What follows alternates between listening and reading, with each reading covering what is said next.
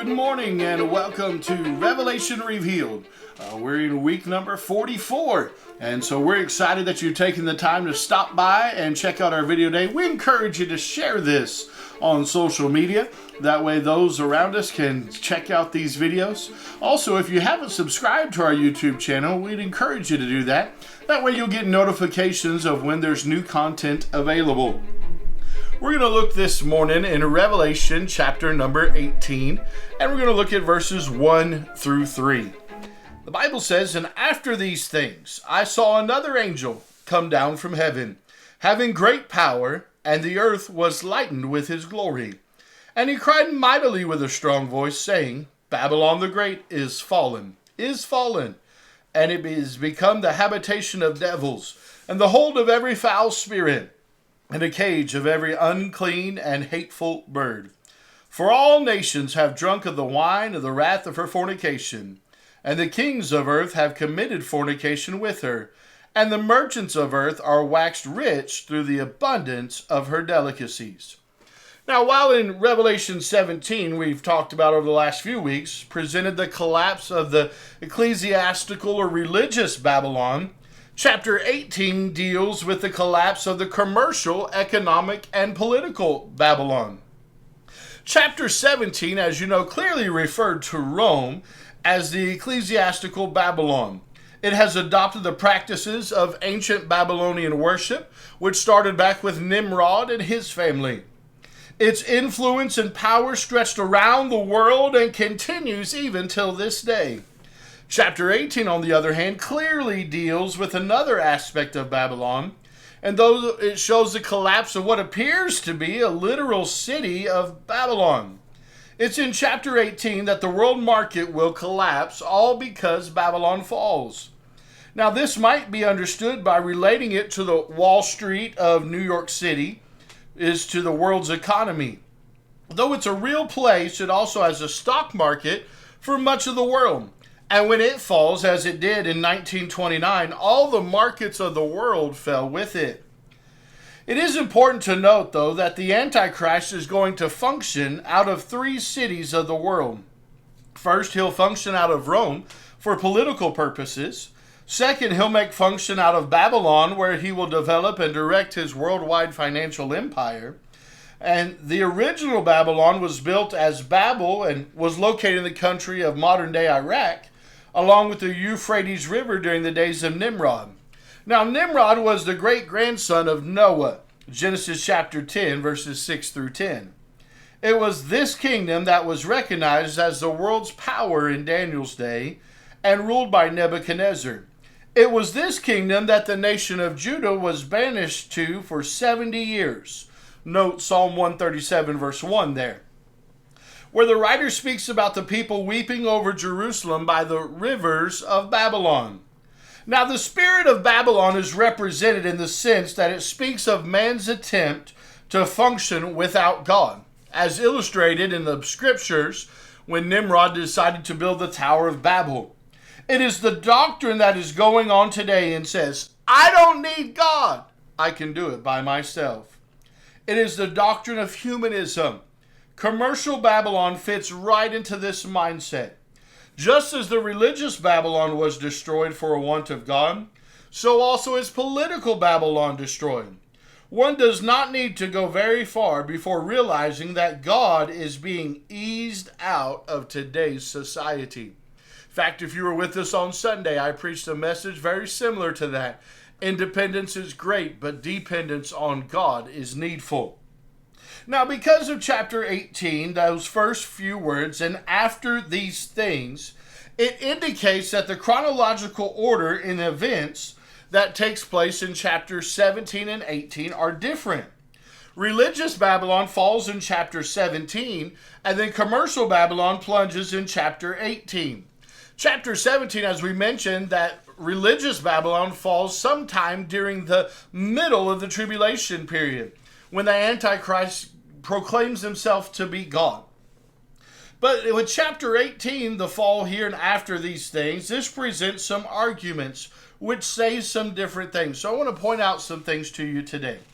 It says, "And after these things I saw another angel come down from heaven, So this angel's different than the other 7 angels that have been dealing the the vial judgments of God, the bowl judgments. So because of this different angel, it says in verse 2, Babylon the Great is fallen, is fallen. Now, it repeats itself, is fallen, in a twofold statement. Now, John is the writer of the book of Revelation. Now, John, in his gospel writing of the book of John, uses the phrase verily, verily, truly, truly, verily, verily, as for emphasis. So it could be that is fallen is for emphasis of the severity of the fall. It also could be that is fallen references that part of it fell in religious Babylon, and now it's fallen completely with the commercial Babylonian fall. I'm not for certain which one it is, but the fall is great, and the fall is at 2 different times, so both applications would be correct through Scripture. And it talks about Babylon the Great being fallen. So here we must look at some arguments that exist about what chapter 17 and 18 deal with. Number 1 argument is both Babylons are the same city, Rome. This apparently is supported with verses out of Revelation 17 and chapter 18 that share similar information. So both are called Babylon, one in chapter 17 verse 5, the other in chapter 18 verse 2. Both are called cities, chapter 17 verse 18, chapter 18 verse 10. Both are referred to in the feminine gender, chapter 17 verse 5, chapter 18 verse 7. Both mention that kings and nations had committed fornication with her, chapter 17 verse 2, chapter 18 verse 3. Both mention being responsible for the death of godly martyrs, chapter 17 verse 6, chapter 18 verse 24. Because of this, it would be easy to say that they were one and the same place. So chapter 17, 18. That's one argument, that it's the city of Rome. Number 2 argument. The second Babylon is literal rebuilt Babylon. Now this seems to conflict with such passages as Isaiah 13 and Jeremiah 50 and 51, which teach that Babylon would not be rebuilt. Closer examinations of these events reveal that not all the events that were predicted about Babylon in those days ever occurred. So in chapter 51, it says that it would not be rebuilt, but also there's prophecies that say, for instance, in Isaiah 13:19, predicts that Babylon would fall as when God overthrew Sodom and Gomorrah. Sodom and Gomorrah fell with fire and brimstone in Genesis 19:24, but that is not how Babylon fell when it was taken over by the Medes and the Persians under King Cyrus in BC 538. Further, Isaiah 13:9 reveals that this would happen as the day of the Lord cometh, so before Christ's coming to judge the world. Now this lines up with what chapter 18 says in Revelation.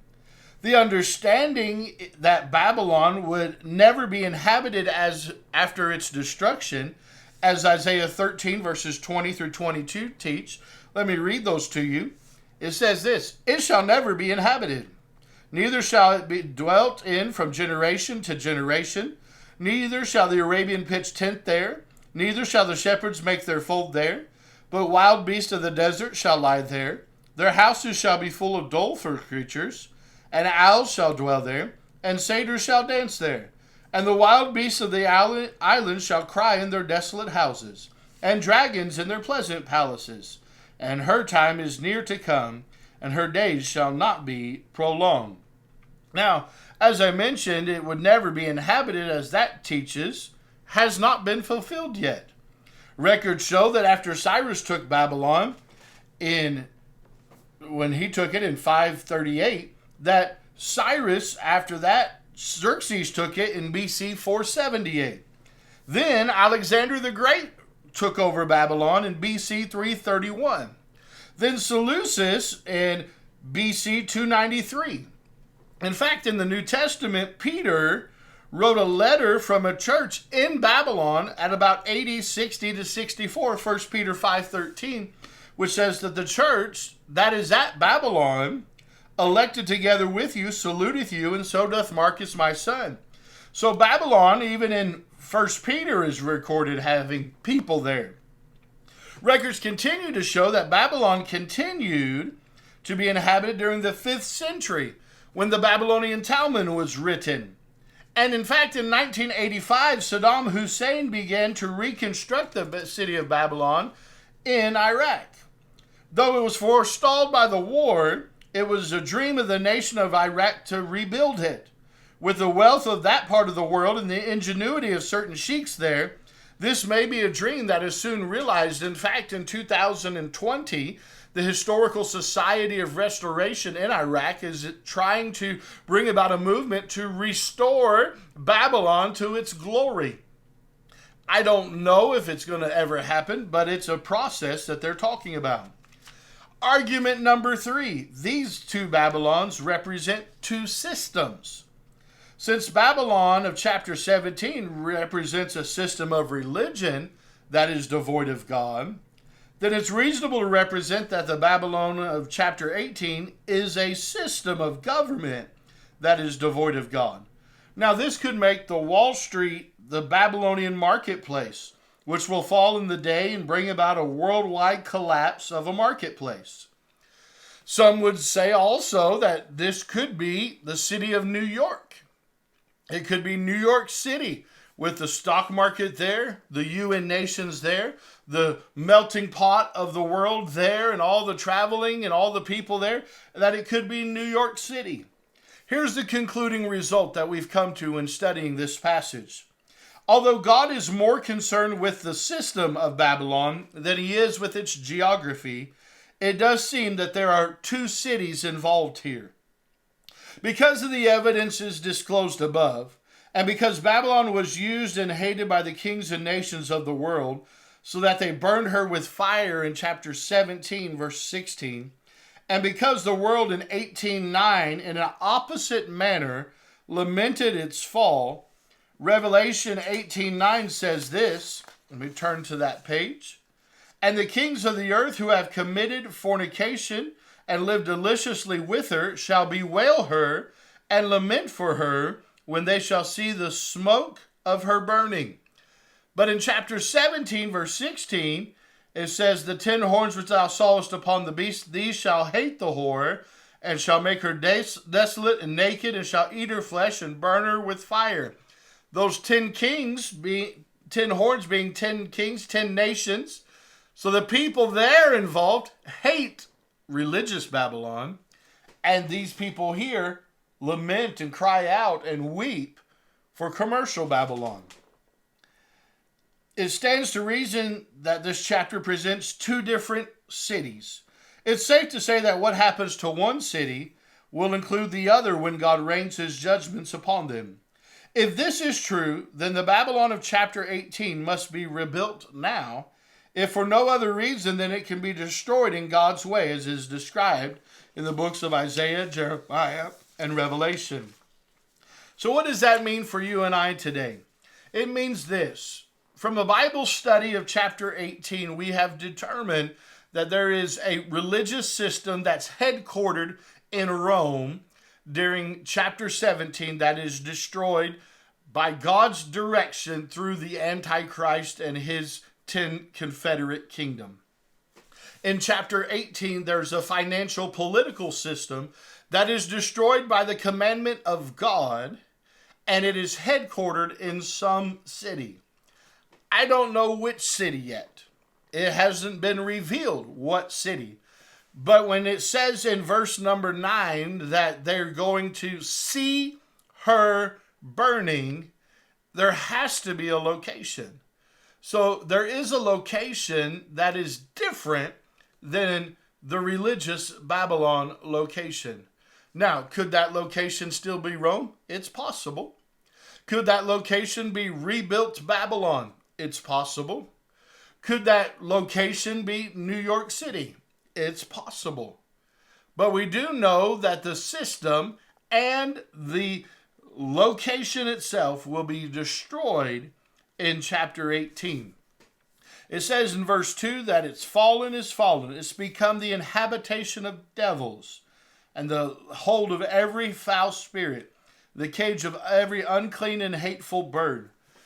The place that's going to be destroyed is going to be housing demonic forces during the end of the tribulation period. Now I want to remind you of something. As we mentioned, chapter 17, religious Babylon falls during the middle of the tribulation period.